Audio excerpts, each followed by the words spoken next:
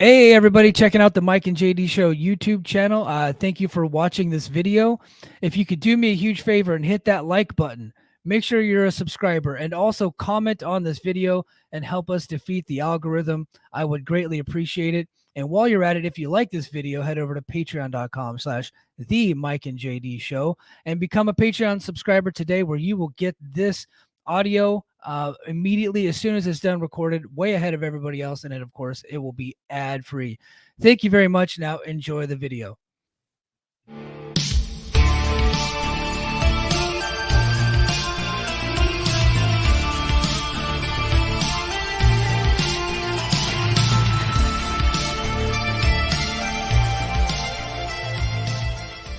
With Okada, Kazuchika Okada. I think that's a huge story, man.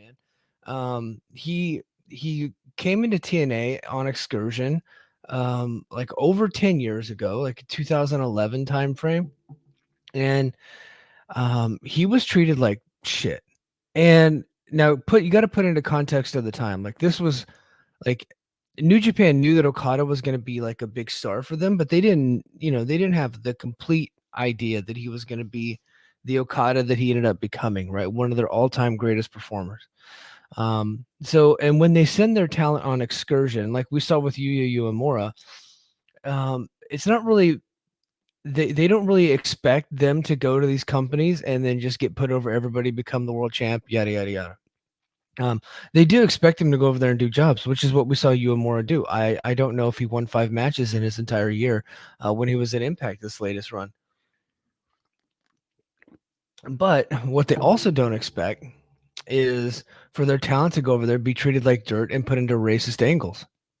And that's exactly what happened. And people can say whatever they want, but TNA at the time putting Okada in the Okato mask because of Vince Russo just not understanding Asian culture whatsoever. And the fact that here's an Asian guy, so we're going to make him be Kato because Kato was popular on the Green Hornet TV show, Bruce Lee, right, from the 60s. So that's the only thing that the only reference they have, and his name was kind of similar.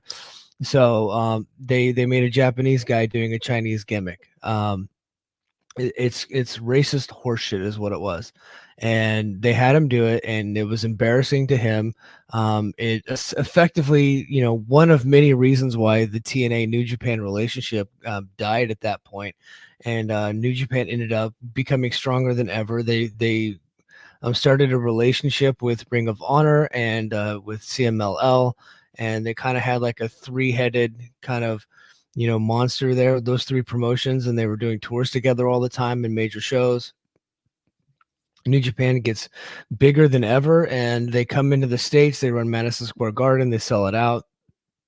It's, the rest is history. And then Okada becomes one of their all-time greatest stars. Well, a couple years ago, I think in 2021, Impact and New Japan, opened the doors back up a little bit and started, to rekindle their relationship.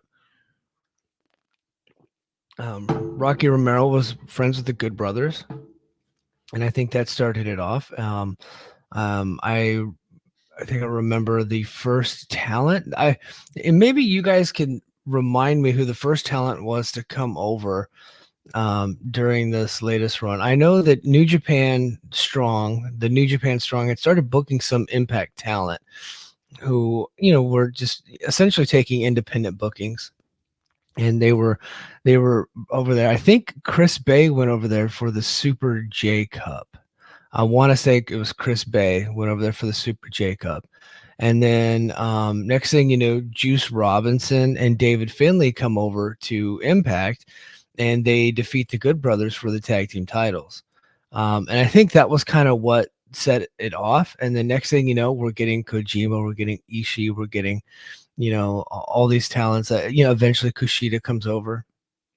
And it becomes kind of a good relationship. New Japan gets added back to Access, and that clearly is helpful. They that was another kind of a breakdown between the two companies. When Anthem bought Access, they tried to keep New Japan on Access, and they were unable to come to a deal, and so New Japan leaves Access. And so part of their new relationship was New Japan coming back to Access and going right after Impact is over. And so like Impact kind of serves as a lead in to New Japan. So so this is a sign that this relationship is just as strong as it ever was. They're at this point, they're doing multiverse shows. They did 2 last year, and hopefully they do a couple more. I'd like to see TNA go to Japan. Maybe they can do a multiverse show like at the Korakuen Hall or something like that.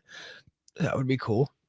But yeah, TNA made the big announcement that Kazuchika Okada, is making his long-awaited return to TNA. And he will be returning on January 14th at the Snake Eyes event. It's a TV taping. They just kind of label their TV tapings. And let's give a big shout out to Dobby. He is a day one subscriber to the Patreon. He says, I can't stick around for the live show, but wanted to let you know that since the update as of this morning is 657 tickets sold for Hard to Kill.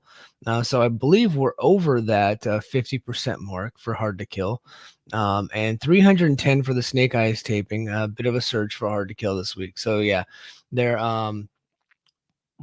as we get closer to Hard to Kill, I think that as more matches get announced and as the TNA stars, hit the ground there in Vegas and do some local promotion, we'll probably end up filling it up. But yeah, we're over 50% now for Hard to Kill, so that's a good sign. And Snake Eyes still struggling, but with the Okada announcement, I think they were below 200 before the Okada announcement. Now we're up over 300, so they're gonna still have to continue to work really hard to sell those tickets. Every company outside of WWE right now, they're not selling tickets fast. They got to work hard. They can't just do Twitter announcements and stuff like that. They actually got to hit the ground and give out those flyers and do actually do groundwork to get people to come to their shows. And this is the biggest show in Anthem owned TNA history, so I would suspect that they will do just that.